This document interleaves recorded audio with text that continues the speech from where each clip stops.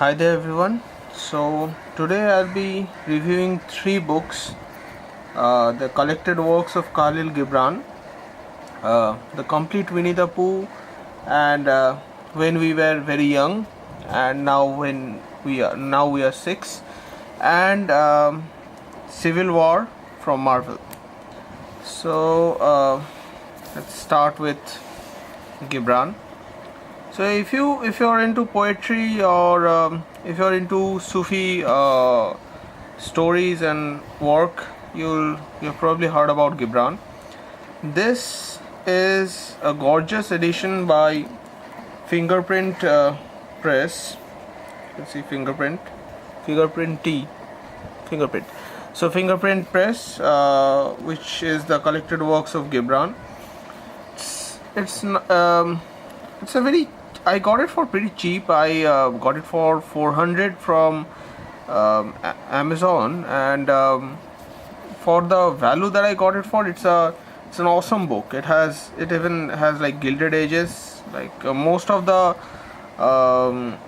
costlier books that I've got, which are leather bound, have gilded edges. But surprisingly, this one had golden gilded. Like you can see this here.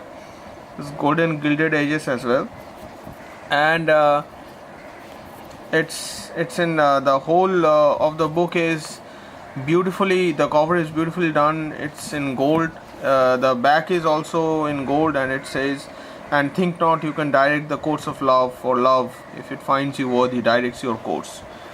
So when you open it up, you can see it gives a very old world charm. Like it looks like it is faded. The thing is faded, but it's glossy. It's like matte gloss. And then it says collected works of Kahlil Gibran. I love Arabic calligraphy, and this thing certainly looks Arabic, Sufi to be more precise. And then there's a foreword as well, which a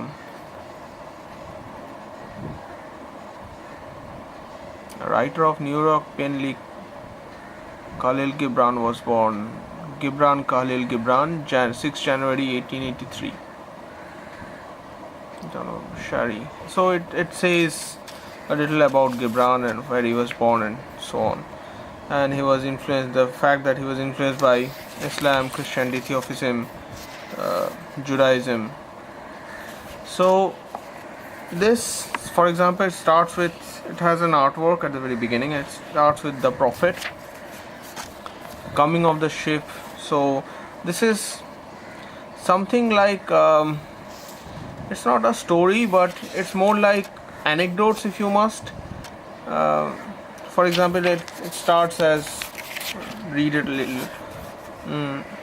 Al-Mustafa, the chosen and the beloved, who was dawn unto his own day, had waited 12 years in the city of Orphalese for his ship that was to return and bear him back to the isle of his birth.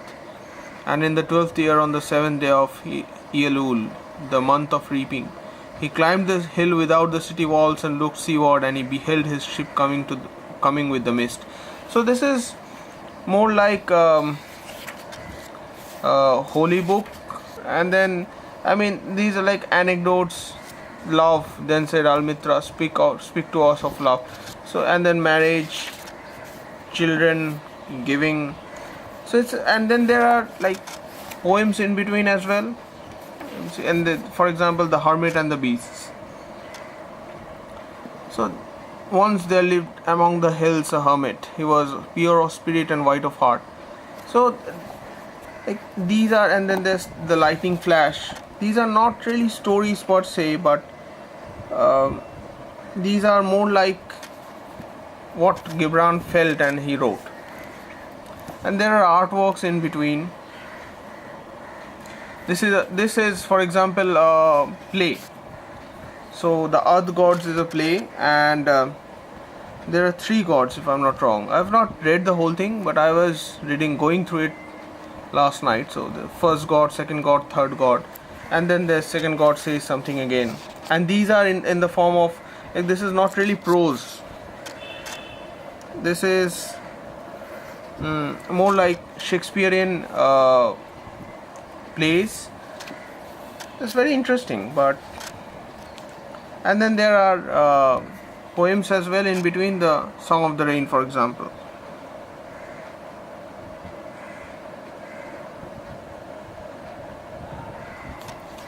So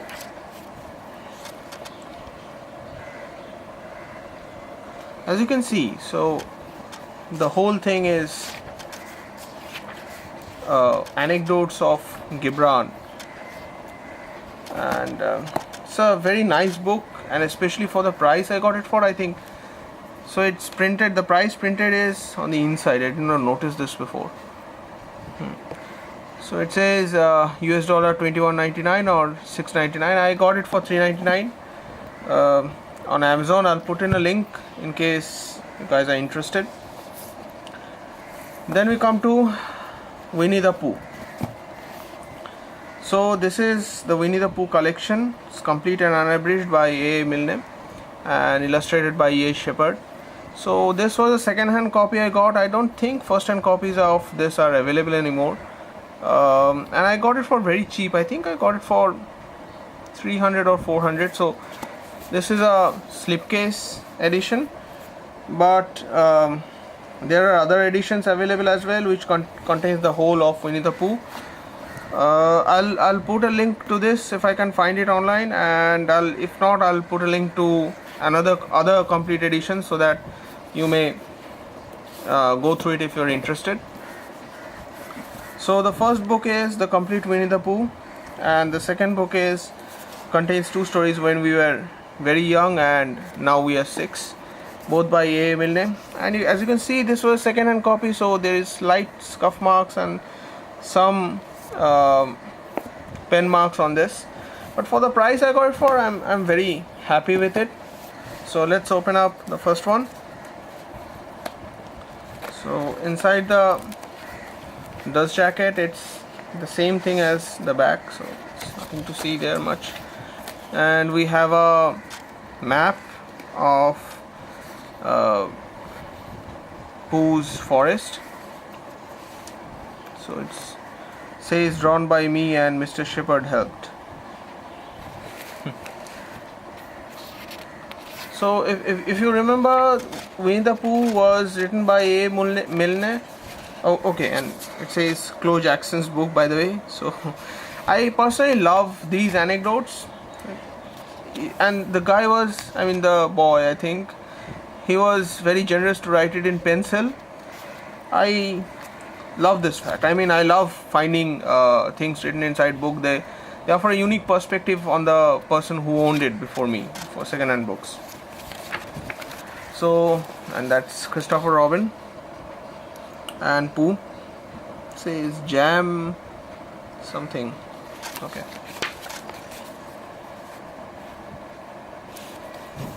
Jam bath jam. Okay. So it's full of illustrations, small illustrations. A. Milne wrote Winnie the Pooh for her own kids, if I'm not wrong, and they became so popular that she went on to publish it, and that's what we see now. And see, there's beautiful illustrations, and says Pooh and Piglet go hunting at the very top, and each chapter is like this. So Piglet is entirely surrounded by water, and there's Piglet. It's me, Piglet, help. I love the fact that Winnie the Pooh was, although it was written for children and the illustrations are meant for children, it's something that everyone can go through once in a while, and it inherently makes you happy. Something like, I'd say it's like Christmas Carol. You read it in a light-hearted tone, and it becomes, you become much lighter. And the illustrations are so nice and beautiful as well. So this book is chock full of illustrations. The same map as was on the front, That's book 1. Now going on to book 2. So when we were very young, and now we are 6. So this one does not have a map. So Christopher Robin grew up after all,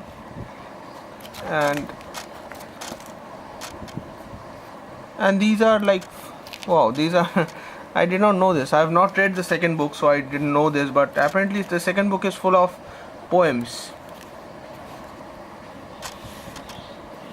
So this, I had a penny and I had another penny. I took my pennies to the market square. I did want a rabbit, a little baby rabbit, and I looked for rabbits most everywhere. And I went to the stall where they sold fresh mackerel. Now then, tuppence for a fresh caught mackerel. Have you got a rabbit? Cause I don't like mackerel. But they hadn't got a rabbit, not anywhere there. It's so nice, yeah. And each of the poems are accompanied by small illustrations.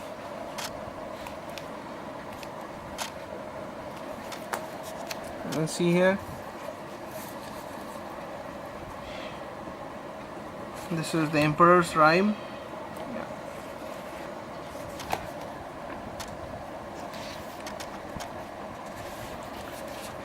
So there's another Down by the Pond.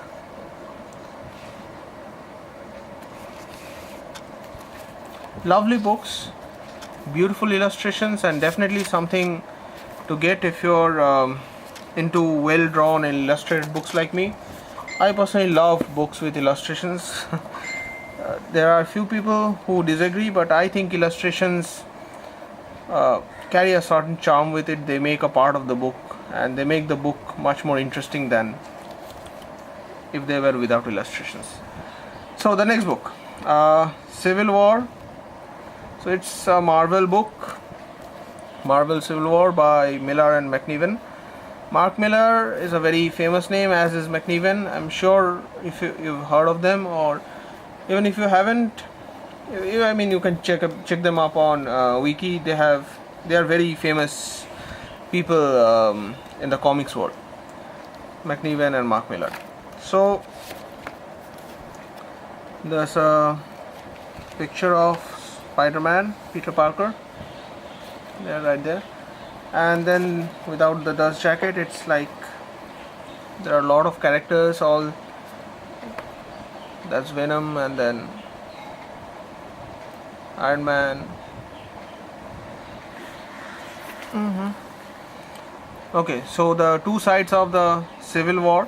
So if you have watched the movie Avengers Civil War, it was based on this book. Although it did not cover the whole thing, I mean, it was far too complex to fully cover in the movie, but they did a decent job of it. And this is the cover, the front cover. The front cover is this, so then it goes back. Okay, so this was a used copy as well, and you can see the dust jacket has some water damage to it, but otherwise this is a pretty good condition copy, except for the dust jacket. I think it's in mint condition. I got it for 400 from Amazon. I'll post a link for that. I don't think it'll be available for 400 since that was a second-hand copy I got it, but otherwise I'll post a link to the lowest price available on Amazon in case any of you are interested. So definitely worth a read if you're into comics or into Marvel especially.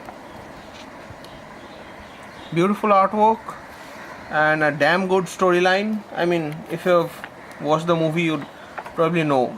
And this was one of the very first events where superheroes went against each other.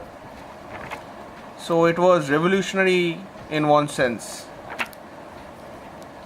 And then at the very end, there's this spotlight on Steph McNiven official handbook, and plugging in the spotlight. So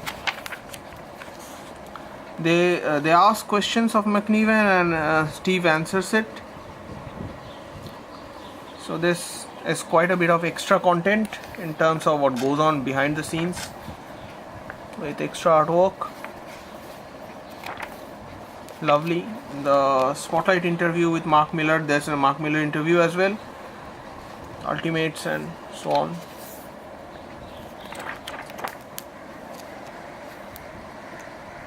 And then there's a Daily Bugle. If you've read Spider-Man, you probably know what Daily Bugle is. In case you don't, it's the place where Peter Parker works as the photographer. So pages from Daily Bugle.